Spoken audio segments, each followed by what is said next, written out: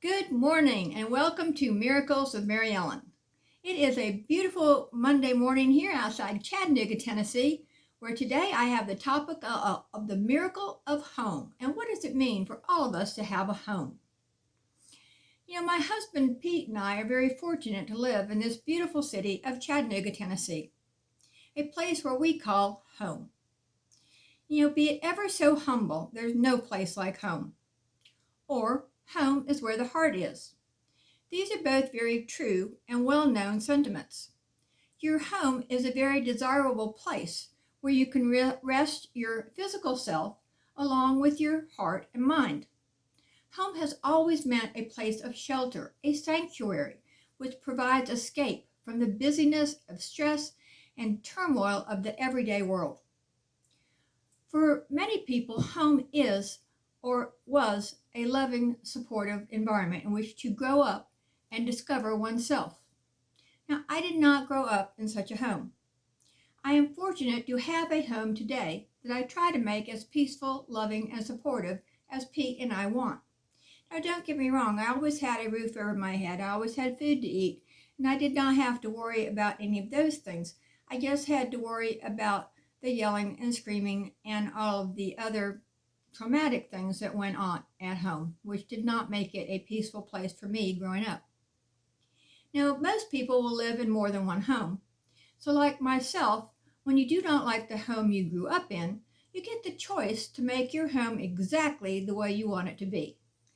It can be colorful or boring, neat or messy. It can be loud or quiet, filled with material possessions or trinkets, or empty and spacious.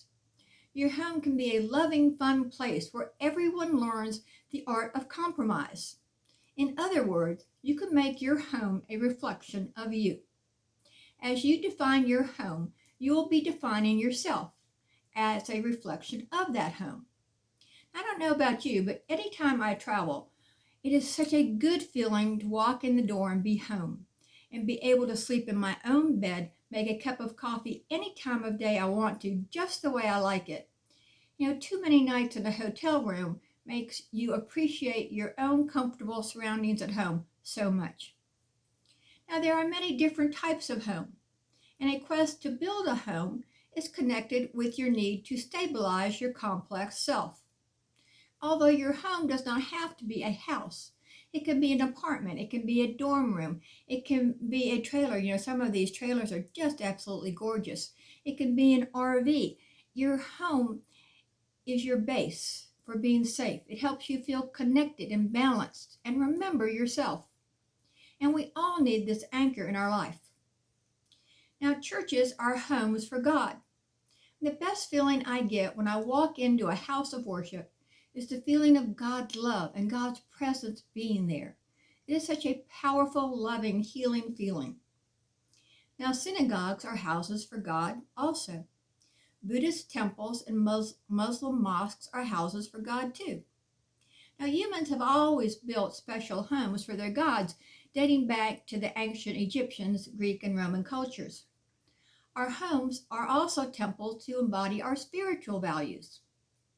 Creating a home is a demanding process because it requires you to not only find a home, but find the objects to put in it that correctly convey your identity and your sense of peace. And if you're struggling with your identity, this can be a daunting process.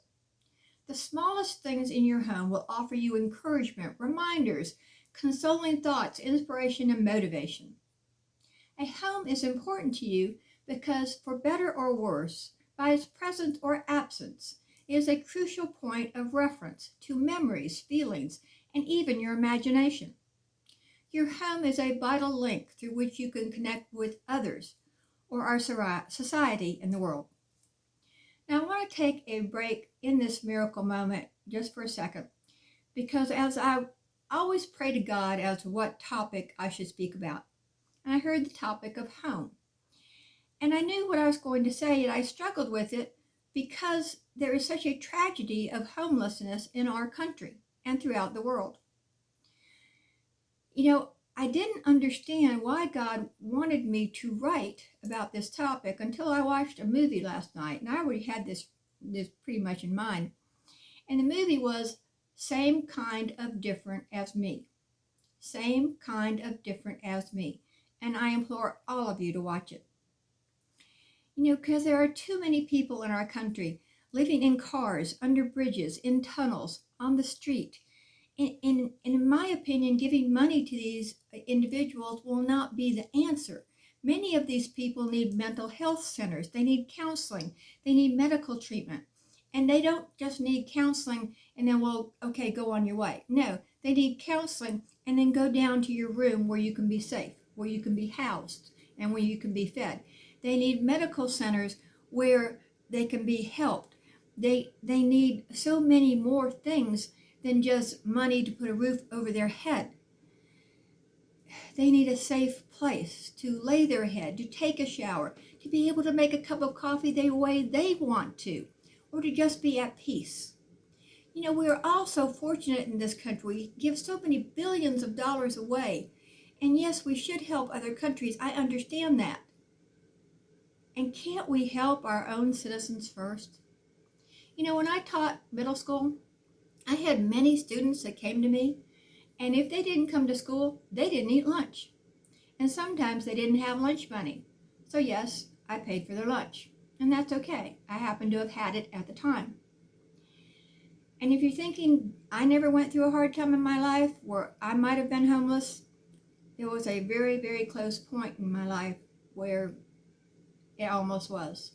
So I understand the hopelessness that it is. Because the journey of homelessness begins with hopelessness. And it doesn't have to end there. We can help. We can all help. We can all reach out and help. Let's build some counseling centers. Let's build some medical treatment centers. Let's get some counselors in there that understand attitudinal awareness. And I do, and I'll be willing to help. I don't have a master's degree in that or anything, but I know these principles and I know what I can do to help these people. And I'd be willing to do it. Home means the place where your soul feels safe. And it's found its proper container to be in. Your everyday objects live quietly amongst you, sending you out love and light. Let's send some light and love to the homeless and reach out to give some hope. Now here is your affirmation for the miracle of home. My home is my soul's place of comfort. I create a safe and loving home environment. I go forward to help other people who also need to find their place of peace. Once again, the affirmation is, my home is my soul's place of comfort. I create a safe and loving environment. I go forward to help other people who also need to find their place of peace. Thank you for joining me on Miracles with Mary Ellen. You can connect with me through AskMaryEllen.com. Send me a private message.